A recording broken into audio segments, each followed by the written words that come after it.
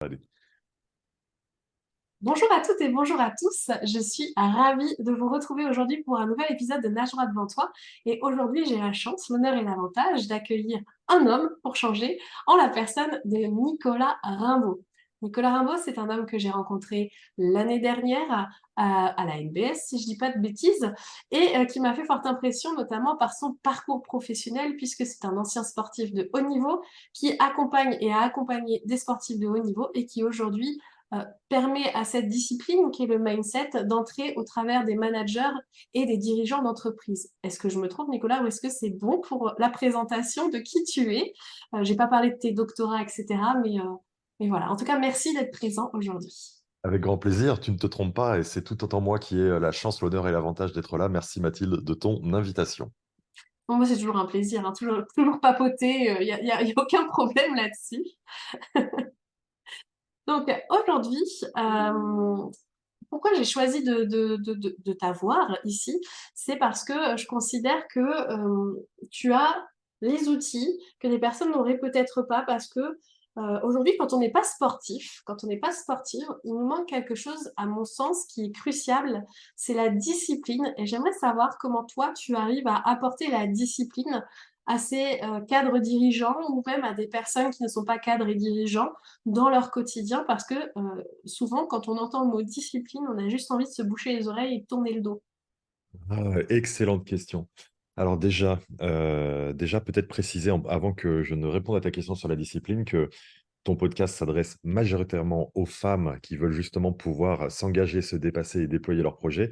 Et que moi, j'accompagne aussi des femmes et des sportives. Ça fait 3 ans que j'accompagne l'équipe féminine de basket de Bourges, qui est une des toutes meilleures en France, vainqueur de l'Eurocoupe en 2022, finaliste de la Coupe de France en 2022 et championne de France la même année également, et son staff. Et justement, le sujet de la discipline, ben, je peux voir comment ça fonctionne, notamment dans les modèles issus du sport de haut niveau, mais pas que.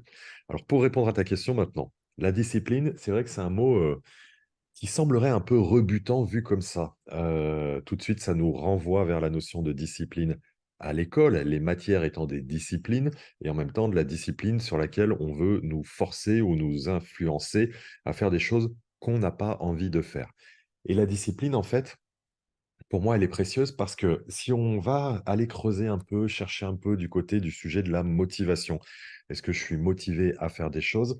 C'est difficile de générer de la motivation par essence. Par contre, il y a une chose qui est certaine, c'est que seule la constance nous permettra d'avancer vers où on veut aller.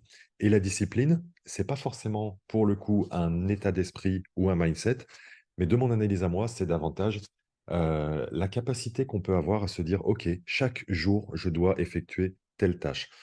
Tu m'as déjà entendu parler de ça, Mathilde, mettre en œuvre la politique des petits pas, la PPP, la politique des petits pas. On a besoin, lorsqu'on lance un projet, parfois de faire des grandes enjambées, parfois des sprints, parfois des marathons, mais ce qui est certain, c'est que au quotidien et à tout moment, on doit être dans le fait d'être dans cette avancée et dans ces petits pas.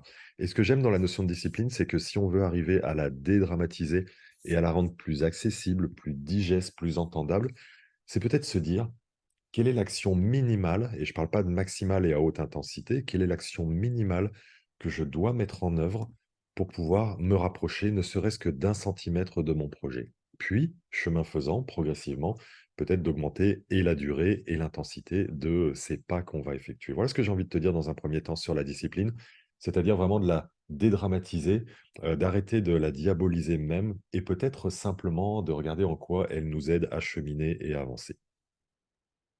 Alors, si on regarde le mot discipline, moi j'aime bien aussi dire que c'est aussi le disciple de l'un, donc le disciple de soi, mais Oui. ça c'est un autre sujet.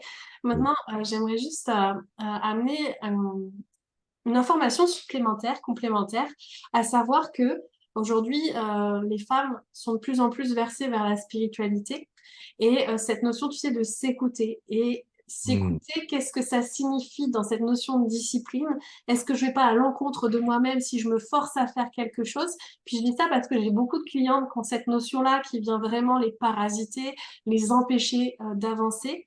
Parce que ah bah, mon intuition me dit que, parce que je suis pas en énergie parce qu'aujourd'hui c'est mes règles et donc je ne vais pas faire ceci. Enfin voilà, il va y avoir énormément d'excuses, on va dire, qui vont être données et donc comment toi tu apportes ce que tu apportes. Ah OK, c'est une très, très bonne remarque, cette notion de s'écouter. C'est Michael Beckwith qui, sur la question de la discipline, nous rappelle que la discipline, c'est la capacité à faire l'action juste, que l'on en ait envie ou non. Je vais la répéter, la capacité à faire l'action juste, que l'on en ait envie ou non. Le principe, c'est faire ce qui doit être fait et particulièrement quand on n'en a pas envie. Le principe, encore une fois, c'est juste de se dire: dans quelles conditions je dois m'écouter? Est-ce que ce que j'écoute ou j'entends, c'est effectivement de l'ordre de l'intuition? L'intuition, et tu es bien plus experte que moi sur le sujet, étant là pour nous amener sur le juste chemin, sur ce que l'on doit poser, sur ce qui nous anime, sur ce qui est connecté à notre vie, notre vision, notre âme. Et parfois, c'est pas, justement notre intuition qui nous parle, c'est plutôt notre petit mental ou notre petit ego qui, lui, est le champion pour, nous créer cette maladie qui s'appelle l'excusite, c'est-à-dire l'inflammation de l'excuse. L'inflammation de l'excuse, c'est: je vais me trouver plein de bonnes raisons de ne pas faire, justement, ce qui doit être fait.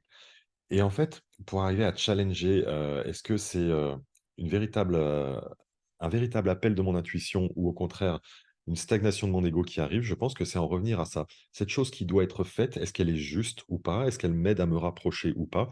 Est-ce que j'ai l'énergie ou pas, je dois l'engager? C'est véritablement une bonne question. Ma fille Margot qui, est rentrée en centre de formation de basket, de ses 16 ans là, il y a quelques semaines de ça, elle me dit, «Parfois c'est difficile, hein, quand on a un entraînement, qu'il dure 3 heures, que ça soit compliqué, qu'on en ait plein les pattes». Et je lui dis: «OK, et en quoi est-ce que ça t'aide à aller vers où tu veux aller, c'est-à-dire vers la possibilité de vivre une expérience en équipe de France?» Elle me dit: «C'est sûr, vu comme ça me permet de devoir y aller, plus simplement, et ça me permet d'aborder cette, complexité, cette lourdeur». Alors que si je me posais pas la question de: «Quelle est la direction que je vise?», beh, de fait, je ne ferai rien. Et en fait, la discipline, elle est probablement, l'antidote à la procrastination, qui serait, manipulée ou diligentée, je pense, par notre ego. Alors, il y a 2 choses sur lesquelles je voudrais à rebondir. Je vais te donner les 2 puis tu les prends dans le sens que tu veux. Allons-y. Déjà, d'une part, aujourd'hui, il y a des personnes qui pensent ne pas procrastiner, qui sont en plein processus de procrastination et je parle ici, en fait, de procrastination active. Alors, j'ai des clients qui ont découvert ça avec moi, donc si tu as envie d'étayer, le sujet, sens-toi libre de le faire.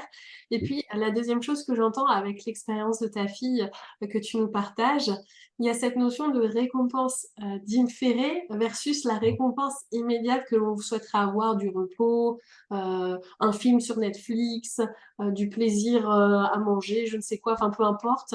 Voilà, il y a vraiment c'est comment tu permets à la personne de l'aider à cheminer plutôt vers la récompense différée, plutôt que la récompense immédiate. Que de bonnes questions. La procrastination active, déjà, je connais bien puisque, lorsqu'il y a eu les confinements en 2020, moi, j'étais en mode: «Alors là, il est hors de question que je m'arrête de travailler, que je glandouille, que je ceci, que je cela». Je pense que j'ai travaillé autant, voire plus, qu'en temps normal. Alors, comme j'étais déjà plutôt bien installé dans mes activités, j'ai eu la possibilité de continuer à développer mes accompagnements, mes formations, mes coachings, mes séminaires, mes conférences en visio. Donc ça, c'était OK. Mais vous voyez que sur les temps où j'étais pas sur de l'interaction humaine, j'ai beaucoup procrastiné activement. J'ai créé plein de programmes, j'ai créé plein de contenus qui, au moment où on tourne ce podcast, on est en octobre 2023, sont, tous dans mes disques durs, dans mes ordinateurs, et j'en ai pas fait grand-chose. Alors j'étais content de moi, hein, parce que j'agissais, je travaillais, mais pourquoi en 2 mots? C'est une véritable bonne question. Et j'aime que tu parles de ça parce que, on a souvent, la tendance à se planquer derrière la procrastination active pour dire: «Beh, vous voyez bien que je ne glande pas», ou même on se le dit à soi-même. Et c'est justement cette procrastination active un symptôme de l'ego parce que c'est de l'agitation et non pas de l'action qui ne va pas dans la direction de notre vision. Et c'est toujours ça qu'il s'agit de recabler, je pense. Quant à ta deuxième question qui est celle de la récompense différée, c'est vraiment intéressant parce que les sportifs et les sportifs de haut niveau sont des champions dans la capacité à n'expérimenter qu'une, récompense qui sera différée. Quand tu es un athlète olympique et que tu sais, il y a certaines disciplines, pour lesquelles l'événement phare, le sacre, majeur, il se représente que tous les 4 ans, à l'occasion des jeux olympiques. Et tu en as qui, pendant 4 ans, vont, subir du labeur, de l'entraînement, des difficultés, parfois des blessures, et cetera, en espérant éventuellement avoir cette récompense au bout des 4 années. Il y a 2 choses par rapport à ce que tu dis. C'est une grande qualité que d'être capable, de n'attendre et n'espérer la récompense qu'ultérieure et de ne pas répondre à un besoin immédiat, dopaminique, de tout de suite avoir une petite satisfaction qui va bien, alors que la plupart des êtres humains, veulent la satisfaction immédiate. Ça, c'est une chose, mais la deuxième, c'est aussi d'être capable de faire ce qu'on a à faire en sachant qu'il est, dans le champ des possibles, complètement possible justement que ne se présente pas cette récompense attendue un jour, mais de juste savoir qu'on le fait parce que c'est ce qui doit être fait, parce que c'est ce qui nous rapproche de notre vision. Notre vision et le travail et l'engagement qu'on fait vont nous aider à nous rapprocher statistiquement de la possibilité d'expérimenter la victoire, la réussite, la récompense, mais que c'est pas sûr et que pour autant, c'est juste qu'on le fasse. Tu vois, c'est ça que ça m'amène, ta question. Oui, et ce que j'étais en train de me dire, c'est du coup, est-ce que, parce que tu parles des athlètes, Mmh. aujourd'hui, moi j'ai un public où il n'y a pas beaucoup d'athlètes, même s'il y en a, ou des anciennes athlètes d'ailleurs. Et ce que je me demandais, c'est de savoir, est-ce que finalement c'est quelque chose qui s'apprend? Est-ce que c'est inné? Et si ça s'apprend, qu'est-ce que tu pourrais me conseiller de faire pour pouvoir satisfaire davantage, enfin, être davantage satisfait par l'idée d'être dans le différé? OK. Je serais en grande difficulté pour dire est-ce que ça s'apprend, vraiment la question de l'inné ou de l'acquis. Je pense qu'il y a probablement un peu de tout ça, même si moi j'ai une grande croyance évidemment sur, l'acquis, l'entraînement, le coaching, l'apprentissage et cetera. Malgré tout, tu as des gens qui ont, ce mindset parce que c'est le mot dont il s'agit et que je sais que tu partages avec ton auditoire, ce mindset d'être capable de, quand je communique avec moi-même, de regarder les aspects positifs, quand je communique avec moi-même, d'être capable d'explorer la pleine et entière responsabilité, de mes actes et de mes résultats. C'est pas nécessairement donné à tout le monde, mais hem, c'est une très bonne question que tu poses. Il y a des gens qui ont de l'avance là-dessus, mais ça peut s'entraîner et j'aurais tendance à dire ça. Il y a des gens qui ont de l'avance là-dessus parce que c'est un peu plus en eux, mais il y a matière à pouvoir l'entraîner et comment est-ce qu'on entraîne ça? On entraîne ça probablement en observant comment on réagit quand ça se passe pas comme prévu. Quand on a espéré quelque chose et qu'on ne l'a pas eu. Quand, quelqu'un, nous a promis quelque chose et ne nous le donne pas. Quel est le type de comportement qu'on adopte à ce moment-là? Est-ce qu'on se met un peu plus en position de victime? Est-ce qu'on se met un peu plus en ce que j'appelle les attributions causales externes? Je donne un exemple. Je reviens dans le côté sportif puisque c'est quand même, un de mes univers. Quand tu joues un match, quel qu'il soit, de sport collectif et que tu perds et que tu dis: «On a perdu, c'est la faute de l'arbitre». Quand tu fais ça, eh bien, tu mets en place une attribution causale externe négative. En français, ça veut dire j'attribue la cause de la défaite, le truc négatif, externe à quelqu'un à l'extérieur de moi. Et il y a des gens qui sont des grands champions de ça. Notre travail, si on est dans ça, et probablement que toi tu l'es à certains moments, et moi c'est certain que je le suis à certains moments, notre travail c'est d'observer, de s'auto-observer, voire de se faire coacher pour y mettre de la conscience, pour arriver à dire, OK, quelle est ma part de responsabilité de ce qui s'est passé? Parce que si j'identifie la part de responsabilité qui est la mienne dans cette, défaite, difficulté ou autre, la bonne nouvelle derrière, c'est que je sais que j'ai un levier pour pouvoir progresser et retendre vers ce que je vise. Donc c'est très précis et très très très agréable, en fait. Donc en fait, je pense que c'est vraiment tourné autour de quelles sont, les choses que je me raconte et comment est-ce que je suis capable de prendre ma responsabilité autour de ce qui se joue et évidemment, quelles sont les réactions assez classiques que j'ai quand ça ne tourne pas en ma faveur. D'essayer de s'auto-observer par rapport à ça. Alors oui, des fois, c'est quand même la faute de l'arbitre. Désolée, fallait que je le dise. Non, là, ça arrivait, il y a un vieux match de basket. Désolée. Et moi, je le dis un paquet de fois quand je joue aussi, hein. Ouais, Mais non, c'est mais solution. Ça ne m'aidait pas, c'est ça le pire, c'est que ça ne nous aide pas. c'est Parce ça. que C'est que même si c'est vrai, dans le fond, ça ne nous aide absolument pas à avancer. C'est OK, même si tu sais que tu as un arbitre qui va foutre la merde, parce que c'est une réalité, il y a des personnes qui, vont pas aller dans ton sens. Eh bien, comment j'en fais, mon affaire? Comment j'en fais un tremplin? Et c'est la question que j'ai envie de te poser. oui, oui, en fait, quand ça arrive, c'est juste, encore une fois, observer ses pensées et les pensées, les questions que j'ai, tout de suite se dire: «Tiens, ce que je suis en train de me raconter là, est-ce que c'est de nature à me plomber ou est-ce que c'est de nature à me booster en termes d'énergie? Est-ce que c'est de nature à m'aider à rebondir, à avancer, à me projeter ou est-ce que c'est de nature à me faire tourner sur place, rester sur place et perdre de l'énergie?» D'essayer de se dire Comment est-ce que je peux mettre de la vigilance sur la nature et la qualité des propos que je me tiens et des questions que je me pose? La personne à laquelle on parle le plus dans notre journée, dans notre vie, c'est nous-mêmes, en fait. Et si on arrive à observer, à mettre de la lucidité, de la conscience et de la clarté sur cette double échelle-là, en fait, est-ce que c'est plombant ou est-ce que c'est énergisant ce que je me raconte? Ça va nous aider à avancer, quels que soient les événements, que cet arbitre ait effectué ce qu'il a fait ou pas, que ce partenaire m'ait fait une promesse qu'il n'ait pas tenue, que ses clients m'avaient dit oui, puis finalement, après m'avoir dit oui, plus de nouvelles, il me ghost, toutes ces choses-là. Qu'est-ce que je me dis par rapport à ça et comment est-ce que je vais pouvoir en faire quelque chose, si besoin en réorientant, qui va être de nature à me faire avancer? Ouais, je te remercie pour cette réponse. Alors je vais changer légèrement de sujet parce que tout à l'heure, tu as parlé de mindset et puis, ce qui m'est venu aussi, c'est, tu parlais de responsabilité également. Donc tu as parlé de mindset, tu as parlé de responsabilité et là où je veux venir, c'est, notre capacité à vouloir négocier les choses à l'intérieur de nous évidemment et du coup, par extension, de rendre notre objectif négociable.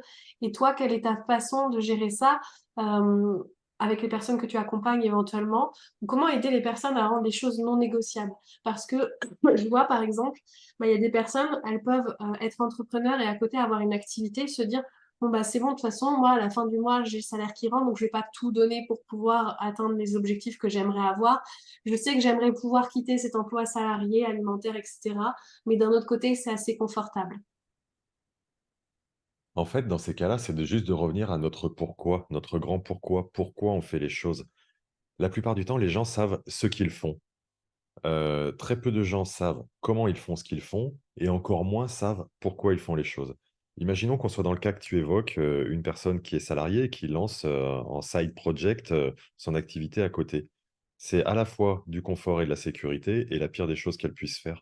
Parce que si son pourquoi n'est pas si fort que ça, si puissant que ça, elle n'arrivera pas à, décrocher progressivement. Je le sais parce que j'accompagnais, un camarade qui est, conférencier préparateur mental et qui est, également, fonctionnaire dans une collectivité territoriale et je l'ai accompagné pas sur ce sujet-là, pas en tant qu'entrepreneur, mais sur un sujet spécifique et on est toujours en relation et je voyais que année après année, bon, l'an prochain, je passerai à 80 puis 50 puis 30 et cetera.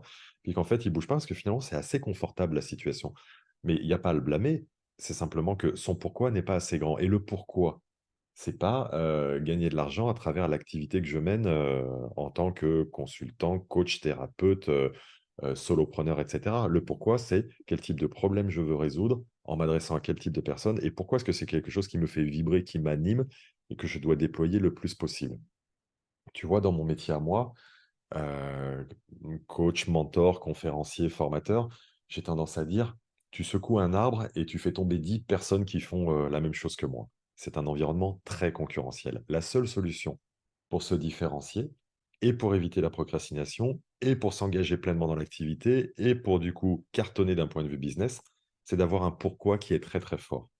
Si mon pourquoi à moi, c'était: «Je partage, les clés de succès issues du sport de haut niveau pour les gens du milieu de l'entreprise», on est déjà quand même quelques dizaines en France à faire ça. Si c'est vraiment ma mission, c'est d'aider le plus possible d'humains sur cette planète à évoluer en contexte de pression, en s'inspirant des facteurs clés de succès issus du sport de haut niveau et à gérer au mieux, leurs propres défis dans des environnements qui mixent l'individuel et le collectif. Alors je sais, c'est un long pourquoi, mais c'est le pourquoi qui m'anime. Alors là, ça change tout. Parce que contexte de pression, l'individuel, le collectif, le mindset, le leadership, tout s'entrebrique. Et là, tu as plus grand personne qui, d'une part, peut venir me concurrencer. Et d'autre part, si ça m'habite et que c'est clair dans mon esprit, que je me lève pas pour faire un coaching, je me lève pas pour faire une conférence, mais que mon message, c'est mais purée, de faire rayonner le plus largement possible tous les outils que je connais auprès le plus d'humains possible, je me pose plus la question de: «Est-ce que je suis sécure économiquement?» et cetera et je déploie le plus largement possible ce que j'ai à faire. Ouais, j'entends ce que tu dis, j'entends plusieurs choses et puis, bah, comme tout à l'heure, je vais te donner les 2 choses que j'entends et sur lesquelles j'aimerais que tu rebondisses. Mmh. Il y a une des choses que tu parles, c'est, enfin, tu en parles sans le nommer, c'est le dépassement de soi et Oui. ne plus, du coup, ne plus agir en se comparant à l'autre, mais en cherchant à se dépasser soi. Et Mhm. puis tu me corriges si c'est pas ça que tu as voulu dire. Et la deuxième chose sur laquelle je souhaiterais aller après, si c'est OK pour toi toujours, hein, c'est, tu vois, cette zone de confort vs cette forme d'inconnu et la force qui est la tienne, à savoir ta facilité ou en tout cas ton plaisir d'apprendre de nouvelles choses qui va t'aider là-dedans dans ce process. Ouais, ok. Passionnant, passionnant. Est-ce que tu peux revenir sur le tout premier point? Alors, le tout premier point dont je te parlais, c'est que dans les dernières phrases que tu as dit, Ça y est, pour tout moi, va. tu parlais du dépassement de soi. Oui, le dépassement personnel versus la comparaison sociale. Oui, merci Mathilde de me ramener à ça. En plus, c'est un de mes chevaux de bataille. Euh, la comparaison sociale est le pire poison du bonheur, de la performance, de la réussite, de l'épanouissement, etc. Se comparer aux autres, c'est la pire des choses qu'on puisse faire. La clé pour avancer, pour se déployer, c'est de mettre en œuvre une double comparaison. D'une part, potentiellement de se comparer, mais qui en fait sera comparé slash inspiré à des personnes que je trouve tellement grandes, tellement rayonnantes, tellement puissantes, tellement plus avancées que moi, que par principe, je vais même pas essayer de me comparer à eux. Ça, c'est chouette parce que ça va m'aider à gravir des montagnes et à avancer. Dans mon cas, à moi, Tony Robbins, Martin Latulippe, des gens qui me font dire waouh, je retrouve une part de moi, et il n'y a rien de prétentieux à le dire, je retrouve une part de moi en eux, dans le sens où des formes d'énergie. Tu vois, chez Tony Robbins, c'est comment cet être humain incroyable, il arrive à la fois à être si yang et si yin, si business parce qu'il n'y a aucun doute qu'il l'est, et si sincèrement et intrinsèquement plongé dans l'amour. Comment est-ce que lui, qui est si multimillionnaire en termes économiques, bien évidemment, mais également d'impact sur la société, euh, je peux me comparer à lui pour progresser dans qui je suis. Ça, c'est la première chose. Et la deuxième comparaison qu'on doit faire, que tu évoquais à l'instant, qui est fondamentale, c'est me comparer à moi d'avant, à moi d'hier, à moi qui ai déjà fait un chemin, et regarder ce chemin en considérant que c'est pas la normalité, là où je suis, le moment zéro, là où je suis, parce que j'ai déjà fait un sacré paquet de choses depuis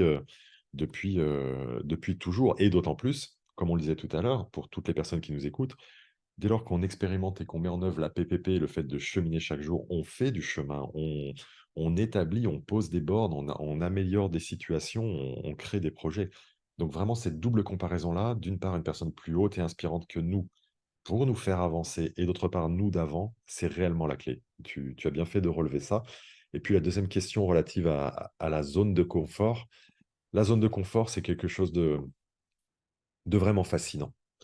Parce que moi, je suis le premier à dire, mais moi, j'ai pas envie de sortir de ma zone de confort. C'est-à-dire que je pourrais être là et vous dire, allez, moi, je suis un expert francophone du mindset, la zone de confort, comme certains le font d'ailleurs. La zone de confort, c'est un truc, on ne doit pas en entendre parler, c'est pour les mauvais, on doit exploser ça à tout moment, etc. Mais moi, je suis juste un humain et quand je suis dans la zone de confort, je suis bien dans la zone de confort. Donc maintenant, comment est-ce que je peux m'y prendre par rapport à ça? Déjà, c'est d'arrêter qu'on me raconte l'idée de sortir de la zone de confort, parce que j'en ai pas envie, mais probablement qu'on essaye, parce que les mots ont leur importance. Tu parlais de la précision de ce qu'on mettait derrière discipline tout à l'heure. Plutôt que de vouloir sortir de la zone de confort, envisager d'agrandir ma zone de confort. Et là, moi, ça va tout changer pour le coup dans mon mindset. C'est-à-dire, OK, Nico, il va falloir que tu ailles tutoyer, expérimenter quelque chose que tu n'as pas encore fait, qui te fait un peu peur, qui est en dehors de la zone de confort, mais aie confiance parce que tu vas pouvoir le faire, tu vas acquérir des nouvelles compétences, tu vas te rendre compte que finalement, tu es bien plus puissant que tu ne l'es.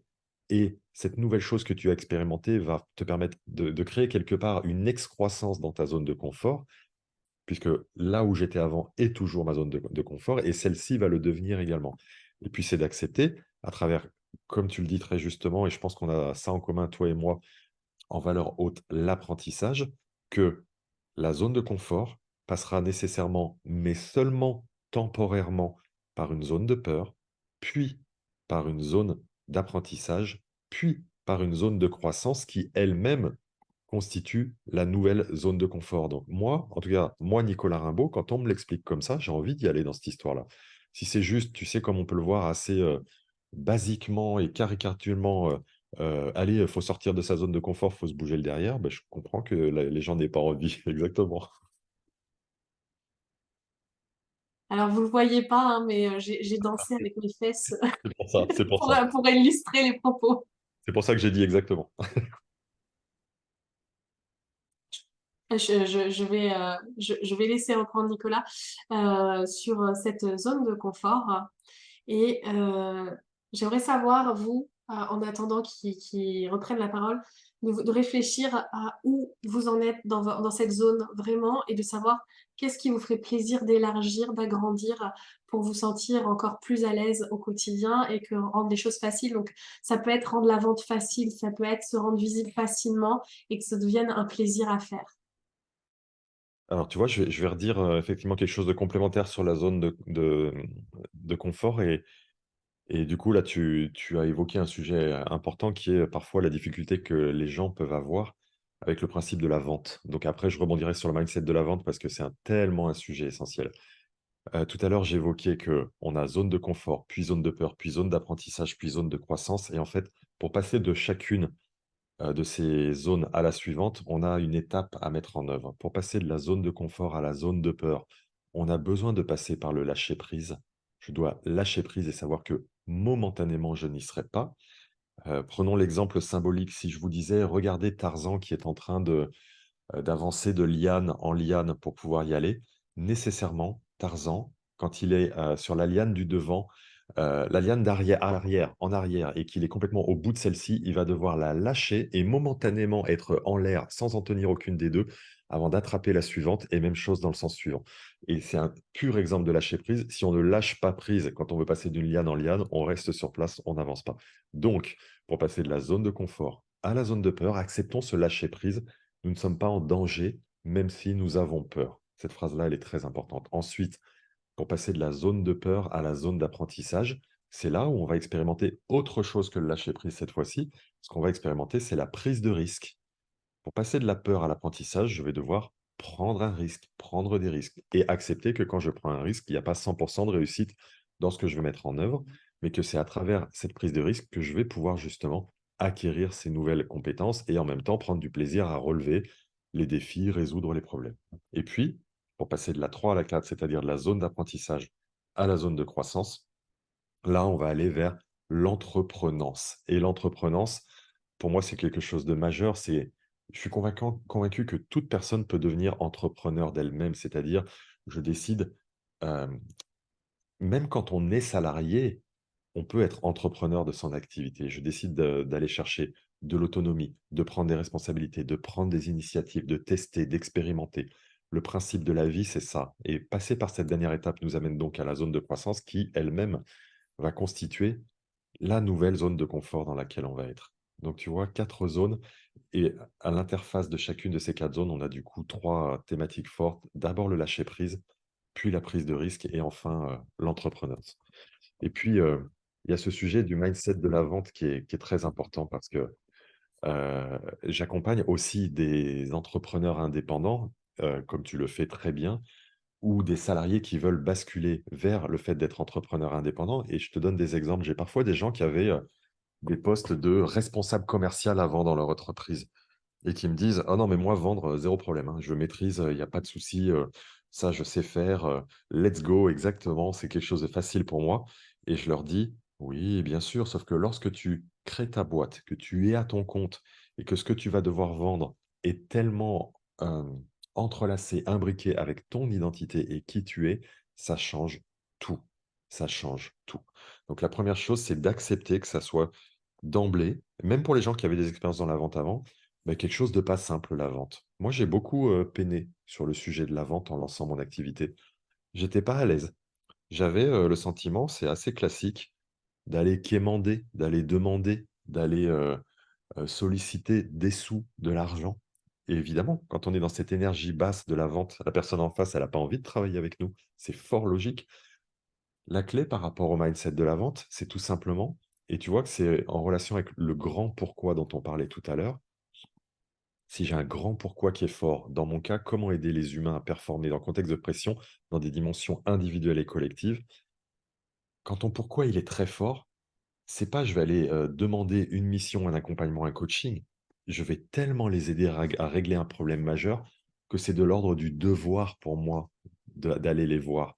Devoir de quoi? Ça va passer par cette étape de la vente. Mais si je suis un peu timide ou timoré pour l'étape de la vente. Du coup, je ne pourrais pas leur apporter tout ce que j'ai à leur apporter et ce que j'ai à leur apporter va régler leurs problèmes et c'est pour ça que quand j'accompagne des indépendants, parfois je leur rentre un peu dedans, ce qui est très peu ma façon de fonctionner en coaching, mais sur ce sujet-là, j'y vais en mode: OK, donc en fait, tu es tellement égoïste, en fait.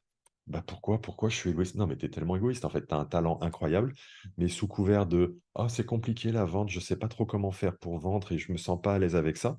Tu vas priver ces gens-là qui ont besoin de toi de pouvoir, avancer dans la vie, cheminer, déployer leur activité et cetera. Je trouve ça dégueulasse. Voilà ce que je dis à ces gens-là. C'est très rare que je coach comme ça et là, du coup, tu vois, ça peut aider à une prise de conscience un petit peu différenciante de: la vente n'est rien, la vente, c'est juste le canal transactionnel, hem, d'un échange de bonnes pratiques. Tu leur apportes tes compétences et en retour, ils vont t'apporter des revenus et tout ça, c'est très neutre et très énergétique et très beau et dans le rapport à l'argent, parce que derrière la vente, évidemment qu'il y a l'énergie de l'argent, c'est savoir que justement, l'argent n'est que de l'énergie. Si tu donnes plein d'argent à quelqu'un qui est, une ordure, cette personne va faire plein de mauvaises choses avec. Si tu donnes plein d'argent à quelqu'un qui est plutôt orienté humaniste, cette personne va faire plein de belles choses avec et en quoi l'argent n'est que de l'énergie qui a besoin de circuler et allons-y. Mmh. Alors je tiens juste à, faire un point, petit aparté comme ça. Je tiens à signaler à mes clientes que je n'ai aucun lien de parenté avec Nicolas Rimbaud et que les propos qu'il sort, même si j'ai les mêmes propos, ne sont que fortuits. J'ai aussi ce côté un peu rentre-dedans quand il s'agit de la vente. Je le reconnais que je peux avoir les phrases très similaires aux tiennes, donc je préfère à le dire maintenant parce qu'on ne sait jamais. Il ne faudrait pas que ce soit sorti du contexte. Mais oui, clairement, la vente, à un moment donné, c'est ça. Et puis, l'argent, c'est pour moi, je considère que l'argent, c'est un peu comme l'alcool, en fait. C'est juste un révélateur qui tue. Ah, ça va bien. J'aime bien la façon de le dire, ouais, joli. C'est juste, même quand tu vieillis, hein, quand tu vieillis, bah, les personnes, elles ont tendance soit à être hyper méchantes, soit hyper gentilles, soit hyper sexuelles.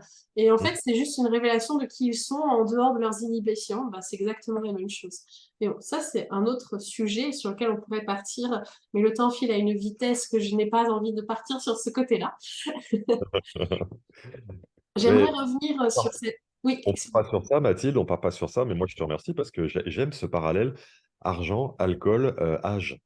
Je trouve ça fascinant. Je trouve ça fascinant qu'ils sont du coup des révélateurs de qui on est. Donc, même si on va pas l'approfondir, je trouve que c'est un sacré apport que tu nous donnes. c'est un plaisir, écoute. Pas mal. Euh, moi, j'ai pu le voir, en fait, l'âge, quand je travaillais à l'hôpital, hein, tout simplement. Puis j'avais commencé à poser ma théorie dès ce moment-là, tu vois. OK, très chouette. Donc ça date maintenant. Mmh. Du coup, je voulais revenir avec cette notion de zone d'apprentissage et puis d'entreprenance que tu utilises et revenir sur un sujet que tu n'as peut-être pas détaillé et qui pourtant fait partie du mindset et qui pourtant est tellement important parce qu'on ne peut pas avancer sans faire ce travail-là, à savoir se détacher de l'étiquette de qui on croit être au travers de nos actions pour pouvoir devenir cette personne entreprenante. Est-ce que Ouais. tu peux revenir dessus? Oui, je peux revenir dessus parce que effectivement, c'est pas anodin que tu reviennes là-dessus, tout est là. Tout ce qui est de l'ordre du coaching, de la transformation ou de l'apprentissage, ça n'est qu'un sujet identitaire. Identitaire, qui je suis et à travers qui je suis, il y a surtout qui je pense que je suis et pour moi, un des rôles des accompagnants, des entraîneurs sportifs, des managers en entreprise, des coachs et cetera, c'est d'être des vecteurs extraordinaires d'empowerment en anglais ou d'empuissancement. En l'occurrence, moi, mon coach personnel, c'est Martin Latulippe et ce que je trouve qu'il fait admirablement avec moi, c'est cette capacité qu'il peut avoir à me voir plus grand que moi, je ne me vois moi-même et cette capacité à me renvoyer: «Oh purée, mais en fait, je peux faire des belles choses, en tout cas des choses plus belles que je crois». Tu vois, cette autorisation à aller plus loin et c'est en relation avec un donc vraiment l'empuissancement pour moi, c'est la clé de tout et quel que soit notre rôle dans cette société, notre fonction ou autre, rien qu'en tant qu'humain, dès lors qu'on peut empuissancer d'autres êtres humains, on peut le faire en tant que parent, on peut le faire en tant qu'ami, que voisin. C'est le plus grand service qu'on puisse rendre à l'humanité parce qu'on peut aider justement des personnes à switcher leur identité rien qu'avec ça. Ma fille, dont je parlais tout à l'heure, je n'ai de cesse de lui renvoyer ses qualités. Je lui renvoie qu'elle est très belle parce qu'elle est très belle, mais je sais que je vais l'aider à se sentir plus belle pour sa future vie de femme en faisant ça. Je lui renvoie qu'elle est une fantastique basketteuse, notamment quand elle est dans les moments où elle en doute, où c'est difficile, où c'est compliqué, parce que voilà, on peut tous s'auto-limiter dans notre vision de nous-mêmes. Et puis, sur ce sujet-là, il y a vraiment cette notion qui est très, très, très importante de comment est-ce qu'on s'y prend pour nous-mêmes définir qui on est. C'est la définition même, c'est le lien même, pas la définition, le lien même avec ce sujet de l'estime de soi. L'estime de soi, hem c'est 2 chercheurs en psychosociologie qui ont creusé le sujet et qui, pour arriver à le définir justement, à définir ce qu'était l'estime de soi, ont demandé à des enfants justement. Ils ont demandé à des enfants de dire: «Comment tu définirais c'est quoi l'estime de soi pour toi?» Et il y a l'un d'entre eux qui leur a dit celle-ci et je l'utilise fréquemment. J'étais en conférence hier soir, je l'ai réutilisée sur scène hier soir, qui est: «L'estime de soi, eh ben, c'est comment on se voit et si ce qu'on voit, on l'aime ou pas». L'estime de soi, c'est comment je me vois et si ce que je vois, je l'aime ou pas. Et en fait, le vrai travail, c'est de regarder ça sur le plan identitaire et de ce que l'on peut s'autoriser à faire, à être et à rayonner. Et si, à un moment donné de notre vie, moi, ça m'arrive plein de fois, ce que je vois de moi, je ne l'aime pas tant que ça, ok, j'accepte cette étape-là et j'essaye de voir quelles autres parties de moi je pourrais aimer et dans quelle mesure elles pourraient à nouveau nourrir mon grand pourquoi, tel qu'on le disait tout à l'heure. Alors moi, je pousse encore plus loin. Moi, j'apprends à aimer ces zones d'ombre, enfin qui semblent être de l'ombre et qui Mhm. pourtant font partie de qui je suis. Et c'est OK parce que je considère qu'en fait, on est multipotentiel de plein de façons. On a plein de façons de se réinventer et finalement, on a un curseur qu'on choisit d'aller vers un côté ou vers l'autre. Puis des fois, on est plus dans un mood un peu bas, mais c'est OK en fait. Et ça veut rien dire à propos de qui je suis. Ça veut juste dire qu'à ce moment-là, j'avais besoin de mettre ce curseur à cet endroit-là pour pouvoir lever quelque chose et mettre en lumière quelque chose, mais ça définit pas qui je suis. Merci, tu as raison d'aller plus loin, de poser ça, c'est très pertinent. Et, et une autre notion à rajouter, effectivement, quand je suis en émotion négative, je ne suis pas ma colère, je ne suis pas ma tristesse. Quand j'ai un succès, je ne suis pas mon succès. Quand j'ai une défaite, je ne suis pas ma défaite. Je suis la personne qui œuvre à obtenir plein de choses. Et en fait, ne pas se définir en fonction de choses externes, mais bien se définir en fonction qu'être humain, qui on est, un être, doté de plein de potentiel, c'est quelque chose d'intéressant et oui, j'aime, l'idée que tu viens d'ajouter que nos parts d'ombre, sont bien lumineuses à leur façon aussi. Mm. C'est le principe de la dualité dans lequel on vit, mais ça, c'est encore un autre sujet sur lequel on va pas partir, parce que sinon, on va pas s'en sortir.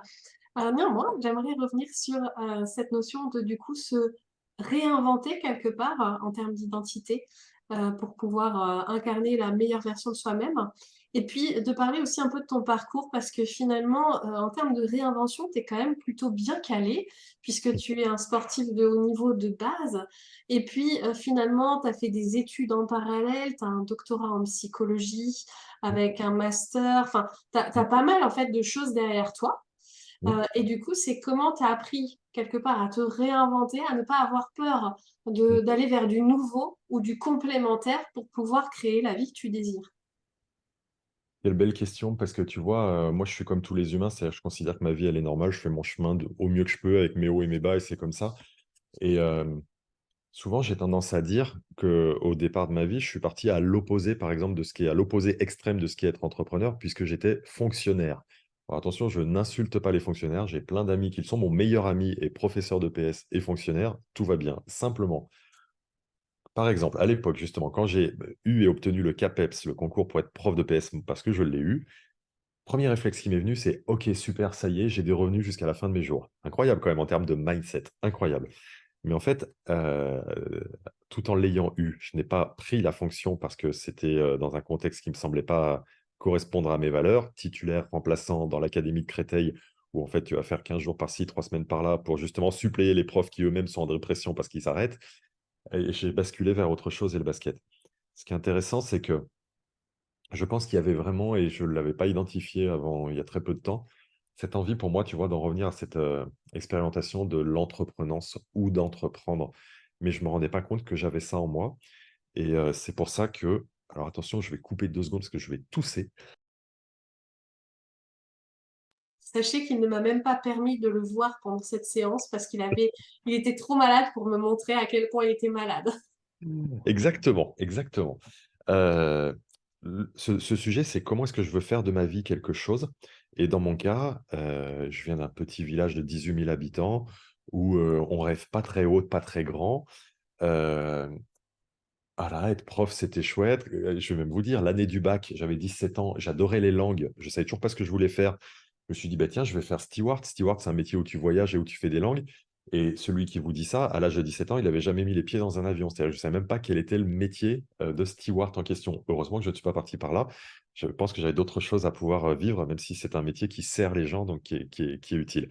Et en fait, voilà, je suis parti au début vers des études, autour de l'EPS. J'ai passé le CAPES, je l'ai eu. J'ai refusé de prendre ce poste. J'ai passé le concours, du professorat de sport pour devenir, conseiller technique régional, pour la Ligue du centre de basket, pour coordonner et former les entraîneurs de basket, pour la Ligue du centre. Ensuite, j'ai fait ça pour, la fédé de basket au niveau national. Comme tu le disais, j'ai fait un master sur la formation pour adultes, un DEA et un doctorat en psychologie du sport, l'exécutive MBA d'HEC. J'ai monté une boîte, je me suis vautré, je me suis retrouvé endetté et en fait, tu vois, s'il y avait peut-être quelque chose à partager de tout ça, parce que je dis pas tout ça pour dire: «Je suis trop fort». Je dis ça pour dire: «Ça, c'est les étapes de ma vie jusqu'ici et il va y en avoir certainement plein d'autres». Ce qui est certain, c'est qu'à chaque fois que j'ai rencontré des grosses ruptures, des gros échecs, des grosses difficultés dans ma vie, et ça, je le dis à toutes les personnes que j'accompagne, dans l'instant, j'étais, la tête par terre, c'était la catastrophe et ça a toujours, toujours, toujours été pour le meilleur, sans exception. Chaque grosse difficulté que j'ai rencontrée a été pour le meilleur derrière, dans le même environnement, dans un autre, dans ce contexte, dans un autre, avec les mêmes personnes, avec d'autres, mais ça a toujours été pour le meilleur. Et en fait, ce qui est important pour moi dans se réinventer et réinventer sa vie et son identité, c'est assez régulièrement de se scanner et de se dire: «Déjà, est-ce que je suis en accord avec l'environnement dans lequel je suis?» L'environnement notamment slash professionnel. La fédé de basket, j'en suis parti au bout de 10 ans parce que, je ne m'y sentais plus à ma place, ça ne collait plus.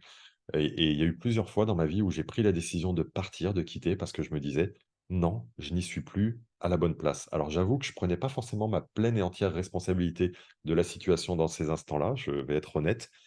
J'étais assez facilement attiré par: «C'est la faute de Tartampion» et cetera et cetera. Maintenant je m'évite ces raccourcis, mais en tout cas, ça a toujours été pour le meilleur et le conseil peut-être, ça serait, si des fois on sent qu'on n'est pas pleinement là, à l'aise, mais justement qu'on a peur d'évoluer, de changer ou qu'on reste pour une relation, pour un emploi, pour un salaire, c'est vraiment de revenir au fait de se faire confiance, mais pas en mode: «Allez, on se fait confiance, on y va» et de savoir qu'on a des beaux atouts à amener et que, fort probablement, si je suis pas dans un contexte, dans un épigénétique, dans un environnement dans lequel je me sens bien, je vais pas pouvoir vraiment rayonner, alors qu'il y a de la place pour tout le monde sur cette planète pour faire des très belles choses. Mais effectivement, comme tu le dis très bien, Mathilde, en travaillant sur qui on est et notre identité. Moi, mon identité, elle est, faite de, vouloir beaucoup, beaucoup, beaucoup apprendre, de sagesse, de calme, d'analyse, d'être le plus que je peux dans le non-jugement. Mais d'autres vont être dans quelque chose de beaucoup plus, yang, on rentre dedans, on avance, on bourrine et cetera et c'est très bien. Le seul truc, c'est qu'on soit en adéquation avec notre identité, ce qu'on appelle l'alignement fort probablement. Ouais, tout à fait. Du coup, j'ai une question presque piège à te poser, puis je suis désolée qu'elle soit un peu piège, mais est-ce qu'aujourd'hui, au travers de tes expériences, de ton mindset et de ta façon de voir la vie, tu te considères comme étant libre? Parce que la liberté, c'est quand même, une valeur haute chez les entrepreneurs, hein. Alors déjà, la question, elle est pas piège et si elle était piège, je te dirais, tout simplement: «Écoute, c'est pas compliqué, je sais pas y répondre» et je serais très à l'aise avec ça. Tu sais, on a toujours l'impression qu'on doit trouver la réponse qui tue et cetera. Non, non, si je savais pas te dire, je te dirais. Je suis tellement dans la liberté. Je suis tellement heureux d'être dans la liberté. Et c'est Je quoi pour toi cette notion de liberté? Parce que, très souvent, notamment quand on débute, hein, dans l'entrepreneuriat, il y a cette croyance que l'argent va apporter la liberté. On ah, est bien d'accord que ce n'est pas le cas, mais du coup, j'aimerais bien que tu apportes ta touche personnelle par rapport à ta vision de la liberté. ouais, c'est pas l'argent qui m'apporte la liberté, c'est le temps et mes décisions. La liberté, c'est, la capacité à décider de ce qu'on veut faire de la journée qui se présente devant nous et on peut décider d'en faire plein de belles choses pour construire parce que l'avenir ne se construit que sur le temps présent. Mais au moins, quand on est entrepreneur, on a beaucoup plus de marge de manœuvre et de champ d'action sur ce que l'on veut élaborer, construire quand on a, pas besoin de passer par des validations hiérarchiques, des choses comme ça et cetera. La liberté, c'est, j'étais, hier matin à l'assemblée générale de la Ligue nationale de basket. J'avais un rendez-vous qui était calé sur Paris l'après-midi et j'en parle beaucoup, mais je l'assume, match de championnat de France U18 de ma fille à Charleville-Mézières à 17h. Allez, je décale mon rendez-vous, je monte dans un train, je vais la voir jouer. Et tu vois, ça n'a rien à voir avec l'argent, mais ça me nourrit à un point qui est incroyable. Et donc, du coup, la liberté, c'est j'ai le temps de pouvoir mettre en œuvre des choses devant moi. Et comment est-ce que je fais que ce temps-là, quelle décision je prends pour que ce temps-là nourrisse tous mes domaines de vie? Pendant le temps où je vais la voir jouer, est-ce que ça nourrit vraiment ma grande vision? Ben, en réalité, oui. En réalité, oui. Parce que ça nourrit quelque chose qui est important pour moi, qui est être présent quand ça compte. Être là dans des moments de qualité. Euh, Prendre des décisions sur des choses qui ne sont pas prévues, mais qui finalement apportent de la joie. Donc, ça nourrit ma vision quelque part. Et je pense que c'est vraiment quelque chose de l'ordre de l'attribution des décisions qu'on prend pour construire la vie qu'on veut se construire. Et oui, là, ta question, elle n'est pas piège, excuse-moi. Ta question, elle n'est pas piège. Gratitude énorme d'avoir la liberté que j'ai de faire ce que je veux, probablement de travailler bien plus que si j'étais pas entrepreneur, mais je le veux, donc c'est magnifique. Mmh. Alors, c'est intéressant parce que tu as utilisé le mot décision, puis je parle souvent que une leader ou un leader, il décide rapidement de ce qu'il veut. Dans cette notion de décision, il y a une notion de responsabilité parce que si je prends conscience que j'ai une décision à prendre, ça veut dire aussi que je prends les responsabilités et les causalités de cette décision dont tu as parlé. Et finalement, moi, je me demande si la liberté, puis c'est juste mon impression personnelle. Est-ce que la liberté, finalement, ce serait pas juste être libre des interruptions de son mental pour pouvoir décider de la vie qu'on désire vraiment? Ah ouais, libre des interruptions de son mental, tu as raison, et probablement, alors libre des interruptions de son mental et plus lucide des barrages et barrières de son ego, probablement. Parce que justement, la liberté, c'est de se rendre compte que si je laisse faire mon ego, je vais pas pouvoir aller vers mon chemin, vers ma vision, vers mon grand pourquoi.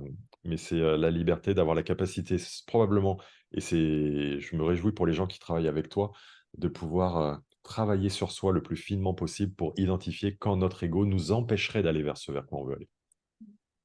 Ouais, tout à fait, parce que c'est lui le plus piégeux. Ok, oui, il est toujours là. Et quand il est là, n'essayons pas de lui rentrer dedans. Observons-le, sourions-lui, dialoguons avec lui, et ça va bien se passer.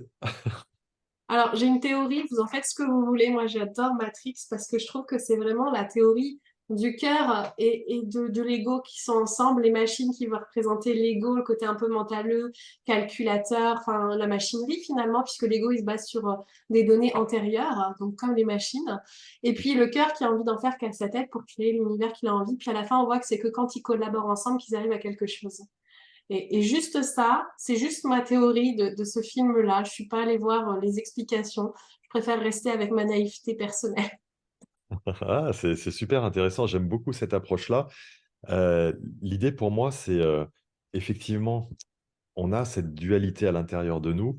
Pour moi, on a à la fois euh, notre ego qui représente le mental et qui est là pour nous dire à haute voix ce qu'on devrait faire ou pas faire pour évidemment stagner.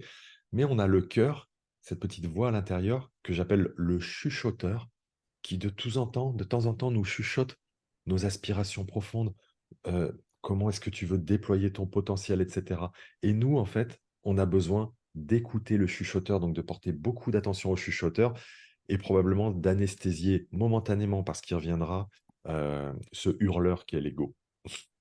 C'est hurleur. Ouais, peut-être qu'il est hurleur au début parce que justement, on ne prend pas attention, on fait pas trop Oui, attention, tu vois, à qui il est et son rôle. Puis à comme un enfant, force de le voir et de l'entendre, il hurle plus beau, plus autant du moins. comme un enfant qui hurle ou qui fait un caprice pour qu'on tourne le regard vers lui, effectivement. C'est Très ça.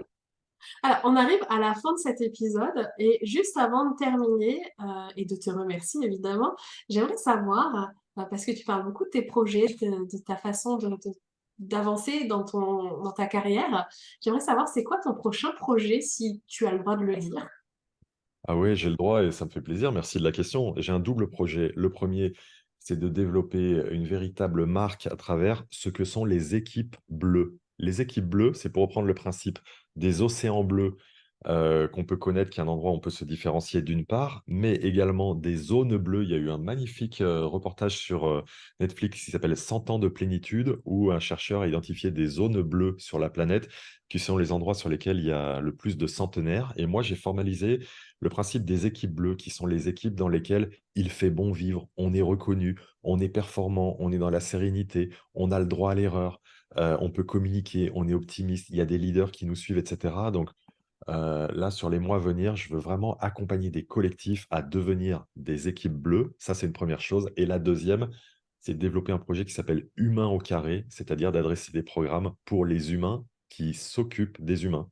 Mais les premiers humains qui s'occupent des humains, des fois, on ne s'occupe pas forcément d'eux. Donc, comment prendre soin des humains au carré dans deux dimensions?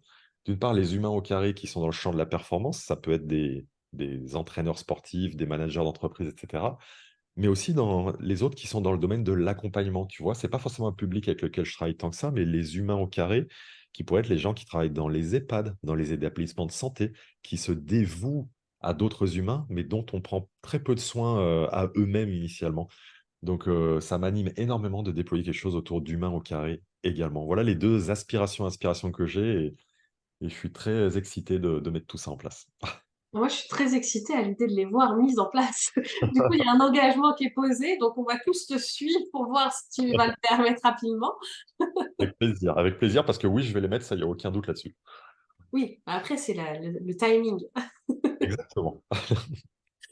En tout cas, je te remercie, pour, ce moment passé ensemble qui fut très, très riche parce qu'on a parlé de discipline, on a parlé des excuses que le mental ego peut nous donner, on a parlé de récompense immédiate, différée, de négocier avec son mental, de dépassement de soi, de zone de confort, d'inconnu, d'apprentissage. On a parlé aussi de se réinventer, de prendre sa place.